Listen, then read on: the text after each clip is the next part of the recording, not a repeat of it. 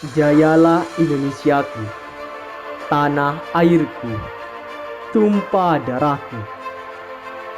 Itu merupakan secarik lirik lagu kebangsaanku. Alamnya yang begitu indah, menarik perhatian dunia. Indonesia merupakan negara terbesar keempat di dunia setelah Cina, India, Amerika. Tidak menutup kemungkinan bahwa luas lahan pertanian masih cukup untuk kita kelola menuju kemakmuran bangsa. Di masa lalu, Indonesia pernah berjaya karena pertaniannya, maka akan menjadi mungkin kejayaan Indonesia kembali diraih di masa depan. Bukan menjadi eksistensi seorang mahasiswa, namun panggilan jiwa sebagai penerus bangsa. Dimulai dari hari ini, dimulai dari bangkitnya petani, dimulai dari kita untuk masa depan Indonesia. Informasi yang kami dapatkan melalui CNBC Indonesia, luas lahan pertanian Indonesia pada tahun 2019 yakni sebesar 7,1 juta hektar. Lalu kemudian Kabupaten Jember memiliki luas keseluruhan sebesar 3.293,34 km persegi. Luas pertaniannya yang dimiliki adalah 78.815 hektar. Dan luas lahan untuk tanaman pangan khusus ubi sebesar 1.480 hektar. Akan tetapi, kita sedang mendapat sebuah permasalahan, yakni harga dari ubi singkong yang sangat rendah. Informasi yang kami diperoleh dari Jawa Pos Ekonomi Bisnis bahwa harga singkong merosot, kemudian diperkuat kembali oleh informasi yang kami dapat dari merdeka.com bahwasanya harga singkong anjlok parah karena marak tepung impor, sehingga kita masih dipenuhi berbagai macam problem yang harus kita selesaikan bersama. Oleh karena itu, kita sebagai agen perubahan harus memiliki sebuah jalan keluar atas permasalahan yang saat ini terjadi.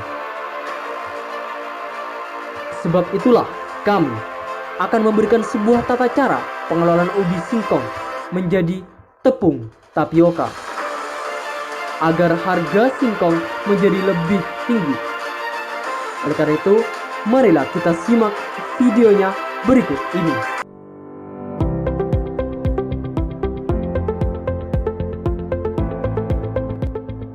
Assalamualaikum warahmatullahi wabarakatuh. Di sini saya akan menjelaskan bagaimana cara pembuatan tepung tapioka yang terbuat dari singkong. Langkah pertama dalam pembuatan tepung tapioka yaitu melakukan penimbangan terhadap singkong sebanyak 2 kg. Setelah proses penimbangan, selanjutnya yaitu melakukan proses pengupasan.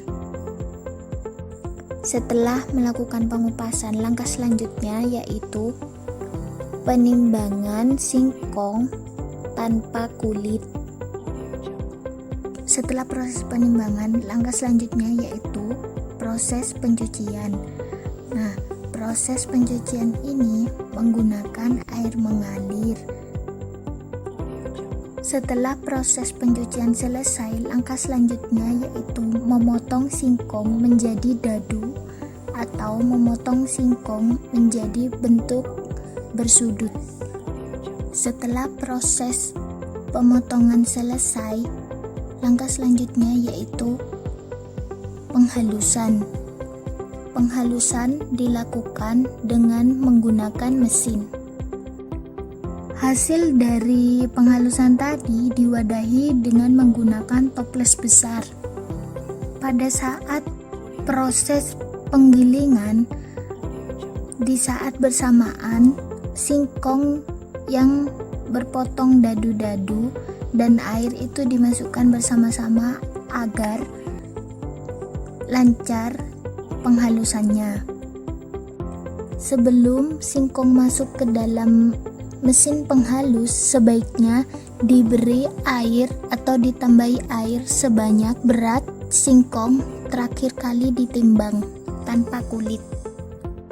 Setelah proses penghalusan selesai, selanjutnya yaitu proses penyaringan pati, di mana proses penyaringan ini menggunakan kain saring. Proses penyaringan ini dilakukan sebanyak 2 kali, di mana penambahan airnya sama dengan berat terakhir kali singkong ditimbang tanpa kulit. Misalkan berat awal singkong sebelum dikupas 2 kg, setelah dikupas menjadi 1,8, jadi penambahan airnya yaitu sebanyak 1800 ml. Setelah proses penyaringan selesai, langkah selanjutnya yaitu ampas yang sudah tidak dipakai kemudian ditimbang. Setelah ditimbang, dijemur, diletakkan ke dalam wadah yang besar. Hasil patinya kemudian ditambah dengan natrium bisulfit sebanyak 5%. Setelah penambahan natrium bisulfit selesai, yaitu langkah selanjutnya mengaduknya hingga tercampur semua. Setelah pengadukan selesai, biarkan agar mengendap. Pati singkong tersebut dibiarkan mengendap selama 1 hari 1 malam. Setelah dirasa cukup pengendapannya, langkah selanjutnya yaitu membuang air. Setelah air dibuang, pati yang terendap di bawahnya itu dikeruk, kemudian diletakkan di atas loyang. Pati tersebut kemudian diatur sedemikian rupa, lalu masukkan ke dalam oven dengan suhu 50 derajat Celcius. Waktu pengovenan yaitu 2 hari, dibalik selama 6 jam 1 kali. Setelah benar-benar kering, lalu bisa diangkat dan kemudian digiling dengan menggunakan mesin penggiling. Setelah melewati proses penggilingan, tepung kemudian ditimbang. Setelah itu dimasukkan ke dalam plastik dan tunggu 1 bulan apakah ada perubahan atau tidak.